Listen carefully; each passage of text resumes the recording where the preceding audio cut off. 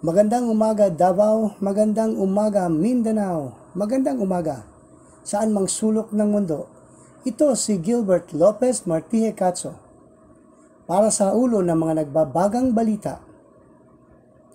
Ulat panahon, Easterlist na nakakaapekto sa Mindanao.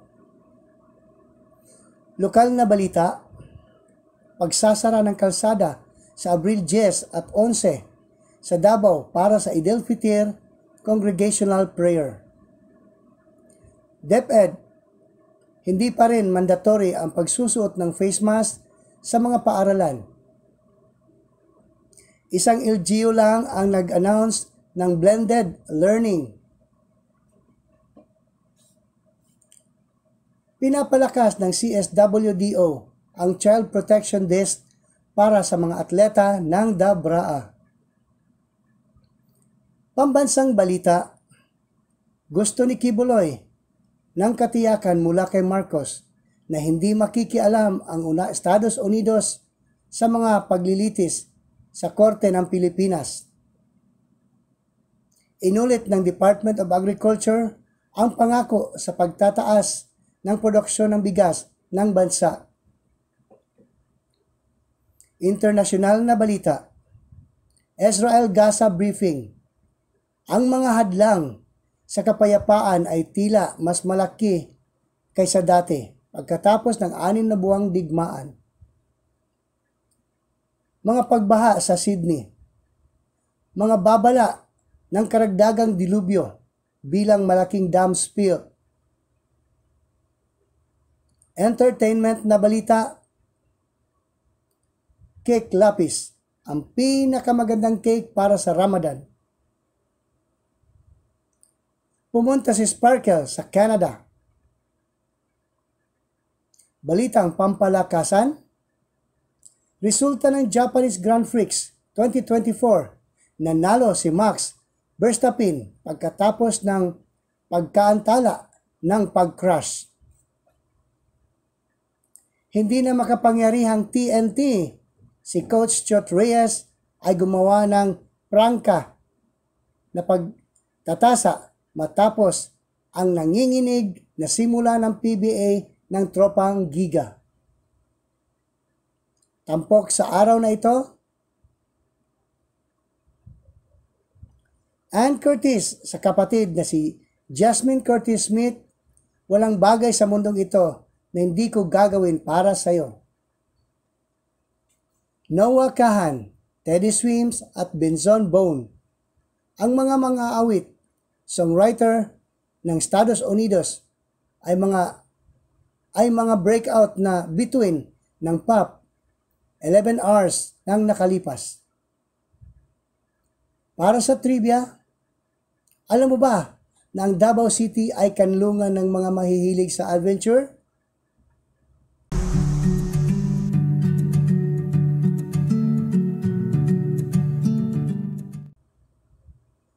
Ulat panahon, ang Mindanao ay magkakaroon ng bahagyang maulap hanggang maulap na papawirin na may pulong-pulo, mga pag-ulan o pagkidlat, pagkulog dulot ng easterlies. Mahina hanggang katamtamang hangin mula sa silangan hanggang sa hilagang silangan na may banayad na hanggang sa katamtamang pag-alon ng karagatan.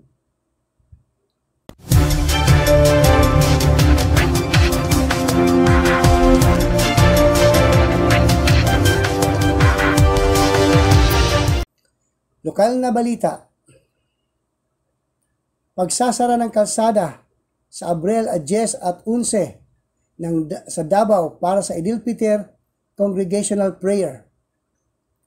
Inaprubahan ng 20th Davao City Council ang isang ordinansa para sa special session noong Biyernes ng umaga, Abril 5, 2024, sa Sangguniang Panglunsod, ang pansamantalang pagsasara ng kalsada ng Aurora Street, Barangay 32D, poblasyon kaugnay na nalalapit na Centralized Edelpitir Congregation na panalangin.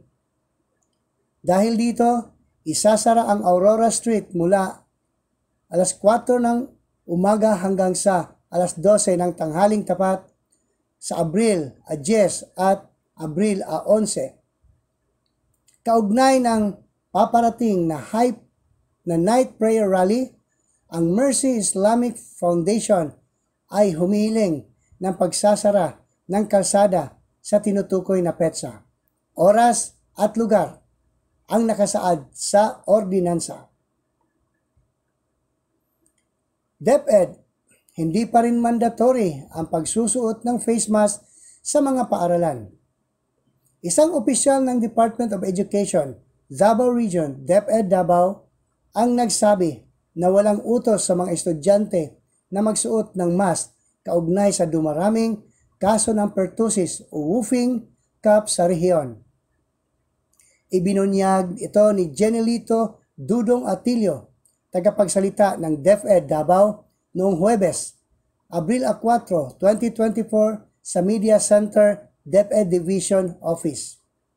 Gayunpaman, hinihikayat ng ahensya ang mga magulang na gamitin ang kanilang matalinong pagpapasya sa kanilang mga anak na may suot na maskara. Hinihikayat namin ang mga magulang na gamitin ang kanilang matalinong pagpapasya. Mas gugustuhin naming utusan nila ang kanilang mga anak na magsuot ng maskara para sa proteksyon nila. Isang LGU lang ang nag-announce ng blended learning. Nilinaw ng opisyal ng Department of Education Davao, DepEd Davao, na isang lungsod lamang ang nag-anunsyo ng paglipat ng blended learning dahil sa matinding temperatura. Sinabi ni Jenelito Dudong Atilio, tagapagsalita ng DepEd Davao, noong Huwebes ng hapon, Abril 4, 2024, sa Media Center, DepEd Division Office, na tanging ang Island Garden City of Samal or Igacos ang nagdeklara ng kalahating araw na klase sa publiko at pribadong paaralan sa parehong antas ng elementarya at sekundarya.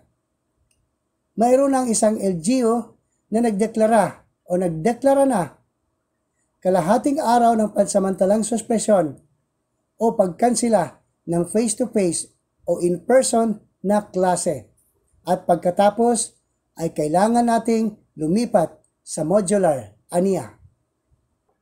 Dagdag pa niya, dalawang dahilan ang binanggit ng Igacos, ang pagtaas ng heat index at ang pagkawala ng kuryente. Sinabi niya na ang Igacos ay hindi gagamit ng mga online na klase. Sa halip ay gagamit sila ng modular o distance learning. Pinalalakas ng CSWDO ang child-friendly desk para sa mga atleta ng DAVRA. Isang opisyal ng Davao City Social Welfare and Development Office, CSWDO, ang nagsasabi na pinalakas nila ang kanilang Child Protection Disc, CPD, para sa mas mabigyan ng mas magandang suporta at atensyon ang mga atleta ng Davao Region Athletic Association, DAVRA.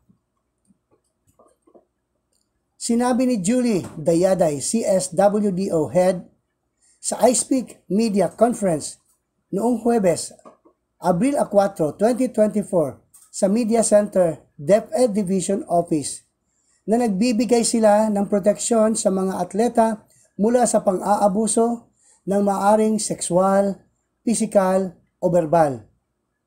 Binigyang diin ni Dayaday ang kahalagahan ng pagkakaroon ng CPD upang makausap ang mga atleta, ang mga naka-duty na tauhan, lalo na kapag nalulula o natatalo sa laro.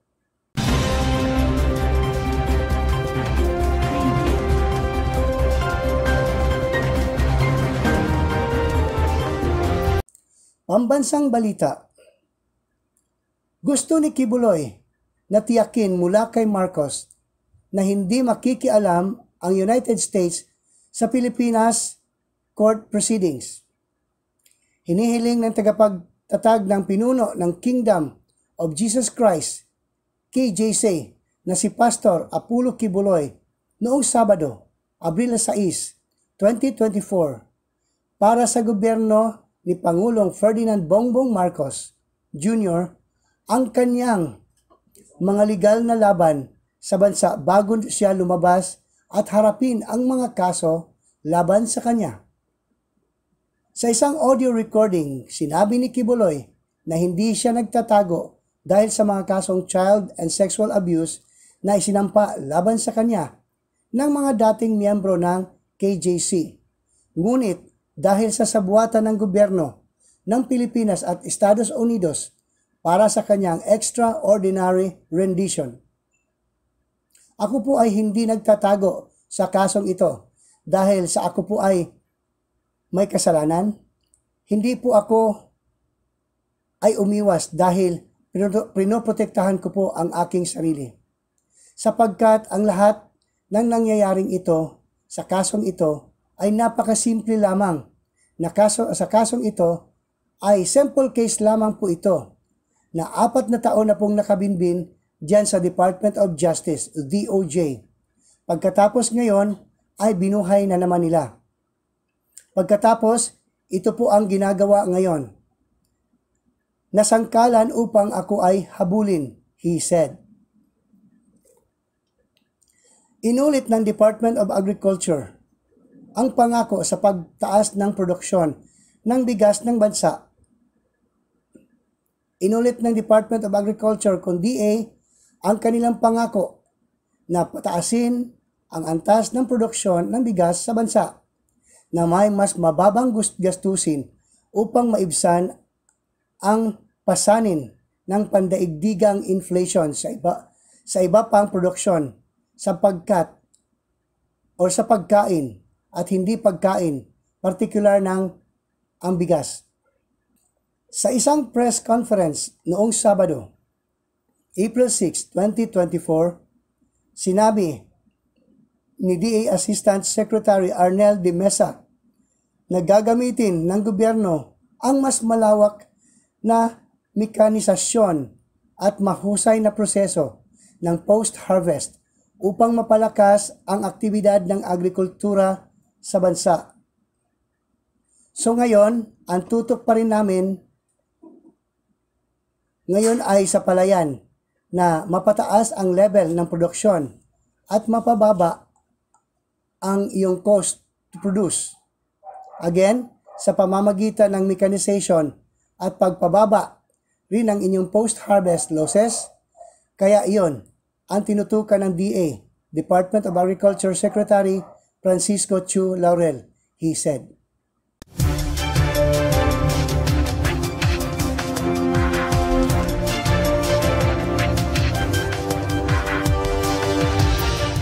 Internasyonal na balita. Israel-Gaza briefing. Ang mga hadlang sa kapayapaan ay tila mas malaki kaysa dati pagkatapos ng 6 na buwang digmaan. 6 na buwan na pagkatapos ng pag-atake ng Hamas sa Israel. Sinalanta ng digmaan, sakit, gutom at kamatayan ang mga Palestinian sa Gaza. Ang Israel ay malalim na nahati habang ang punong ministro nito ay nagpupumilit na tuparin ang kanyang pangako ng kabuuang tagumpay. Ang Estados Unidos, ang pinakamahalagang kaalyado ng Israel, ay tumalikod para sa pakikipaglaban nito sa digmaan. Sa pangakong paghihigante ng Iran para sa pagpaslang ng Israel sa isang nangungunang Iranian general ng Syria o sa Syria at mga buwan ng cross-border conflict sa kaalyado ng Iran na Hezbollah sa Lebanon. Ang mga panganib ng isang tudong digmaan sa Middle East ay tumataas. Itinala ng mga estatistika ang mga kakilala o kakilakilabot sa nakalipas na 6 na buwan. Mahigit 33,000 Gazans, karamihan sa kanila ay mga sibilyan, ang napatay ayon sa Health Ministry. Ayon sa Save Children, 13,800 Palestinian na bata sa Gaza ay napatay at mahigit 12,009 ang sugatan. Iniulat ng UNICEF na hindi bababa sa 1,000 ang mga bata ang naputulan ng isa o parehong mga paa. Mahigit sa 1,200 Israelis, karamihan ay ang mga sibilyan, ang pinatay ng Hamas noong Oktubre 7 at 253 katao ang dinala sa Gaza bilang mga hostage. Sinabi ng mga Israel na 130 hostage na nandun pa, hindi bababa sa 34 ang patay. Isang pangkat ng UN ang nag-ulat noong Marso na mayroon itong malinaw at nakakakumbinsi na impormasyon na ang mga bihag ay sumailalim sa sexual na karahasan, kabilang na ang panggagahasa, sexual na paghihirap, malupit, hindi makatao at mapangwasak na pagtrato. Sinabi ito ng mayroong makatwirang batayan upang maniwala ang mga karahasan laban sa mga hostage na nagpapatuloy. Sydney floods. Mga babala sa karagdagang dilubyo bilang malaking dam spill. Inaasahang tataas ang tubig baha sa Sydney matapos ang malakas na pag-ulan noong Biyernes na nagdulot ng flash flood sa mga bahagi ng pangalawang pinakamalaking lungsod ng Australia. Ang babala ng mga otoridad, ang malakas na ulan ay bumuhos sa ilang bahagi ng lungsod sa loob ng 24 na oras na nagpilit sa libo-libo na lumikas sa labas ng lungsod. Ang pag-ulan ay nagdulot din ng pangunahing supply ng tubig sa lungsod. Ang Warragamba Dam na dumaloy ng 2 araw na mas maaga kaysa sa inaasahan. Ang mga taong naninirahan sa ibaba ng dam ay binigyan ng babala na asahan ang mas maraming baha. Ang dam ay nagsimulang tumapon noong Sabado ng umaga at nagbubomba ng katumbas ng 80,000 Olympic-size na swimming pool sa ibaba ng agos bawat isang oras mula noon, ayon sa Sydney Morning Herald.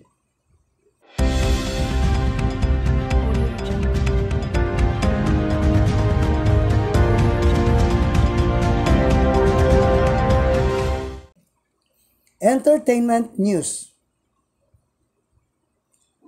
Cake Lapis. Ang pinakamagandang cake para sa Ramadan.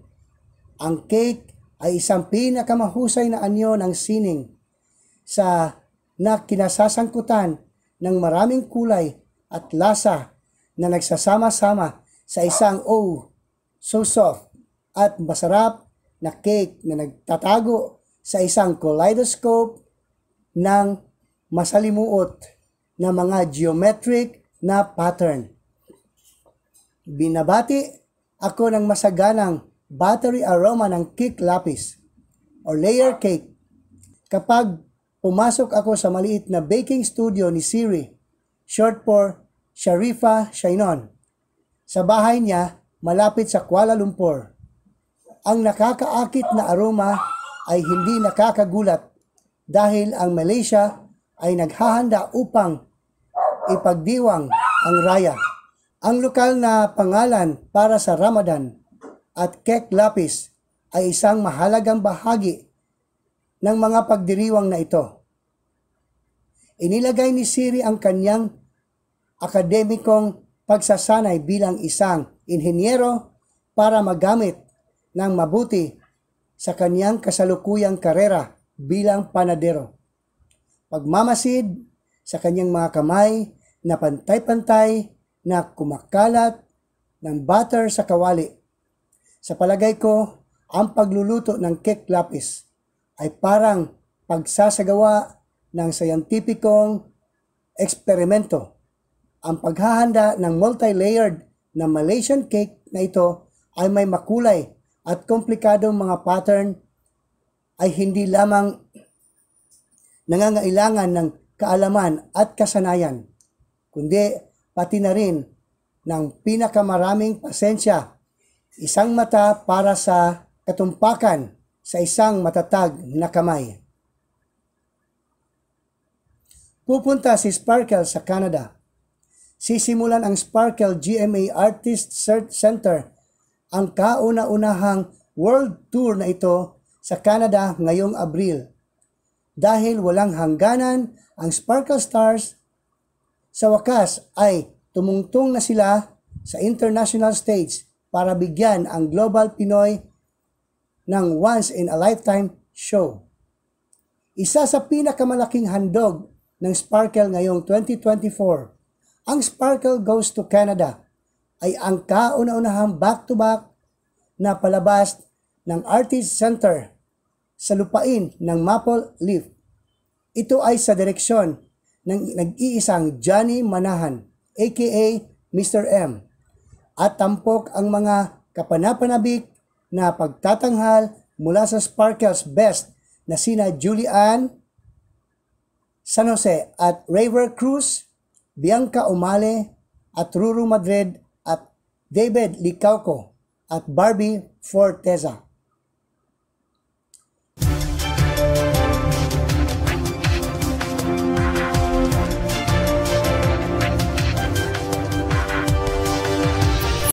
Para sa Balitang Sports, resulta ng Japanese Grand Prix 2024. Nanalo si Max Verstappen pagkatapos ng pagkaantala ng pag-crash. Si Max Verstappen ay nag-course sa isang komportableng tagumpay sa Japanese Grand Prix. Nanguna sa teammate na si Sergio Perez sa isang Red Bull 1-2. Nakuha ni Verstappen ang maagang paghinto ng karera sa Suzuka sa kanyang hakbang nang nakuha niya ang kanyang ikatlong panalo sa 4 na karera ngayong season. Ang Red Bull ay nasa sarili nilang liga sa isang karera na pinangungunahan ng diskarte sa gulong. Nalampasan ni Carlos Sainz ang kakampi na si Charles Leclerc sa huli para makuha ang pangatlo habang gumamit ng magkakaibang estratehiya ang Ferrari. No longer mighty TNT, si Coach Stuart Reyes ay gumawa ng prangka na pagtatasa matapos ang nanginginig na simula ng PBA ng tropang Giga. Maagang nahuli ang tropang Giga at hindi na may babalik ang kanilang kapalaran mula noong para makuha ang 96-112 beatdown laban sa Batang Pier. Hindi naman lumingon sa si TNT head coach Stuart Reyes nang tanungin kung ano ang nangyayari sa laban dahil mabilis niyang sinisi. Honestly, the last game was, really, I thought was very bad preparation on my end. Nagkakaroon kami ng napakaikling post-game sa dugout. Sinabi ko lang na pagkatalo sa akin. Sinabi ni Reyes matapos bumangon ang kanyang kupunan sa 92-90 panalo laban sa Bulls na nagtulak sa kanila sa 3-on-3, marka para sa bahagi ng ikalima noong linggo, Abril 7. Ang mga matchup ay mali lahat. Mali lahat ang paghahanda. Sinamantala ng Northport, oo, maraming masasabi tungkol sa enerhiya at pagsisikap ng aming mga manlalaro. Ngunit sa tingin ko, ito ay nagsisimula sa coach.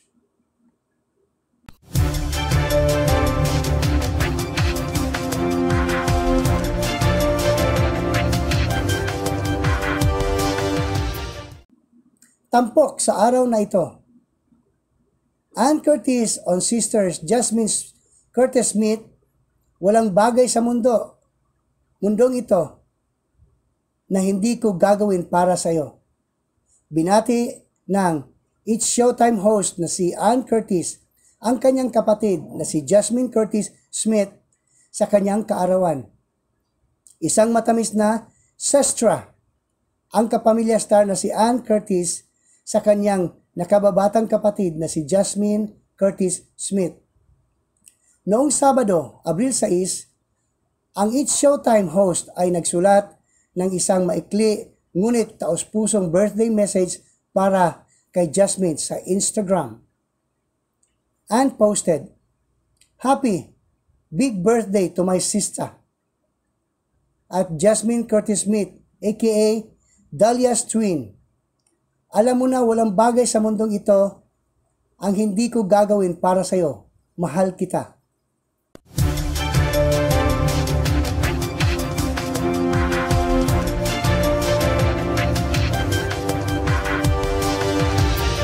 Noah Kahan, Teddy Swims at Benson Boone. US singer, songwriter are pop's breakout stars. 11 hours na nakalipas. Sa 2024, ang high-octane pop at dance music ay palabas at ang mga folksy singer, songwriter ay nasa kung ang bagong data ng chart ay anumang bagay na dapat gawin. 3 sa 4 na pinakamalaking hit ng taon sa ngayon ay nagsimula kay Noah Kahan, Teddy Swims at Benson Boone. Ayon sa UK's official chart company, ang masakit na folk track ni Kahan na Stick Season na original na inilabas noong 2022 ay naging pinakamasakit na kanta sa unang 3 buwan ng taong ito pagkatapos na gumugol ng 7 linggo sa tuktok ng chart. Pumapangalawa ang Swims na may temang addiction na si Lose Control pagkatapos na gumugol ng nakalipas na 13 weeks na nangungunang top 10. For the side story, let's watch this.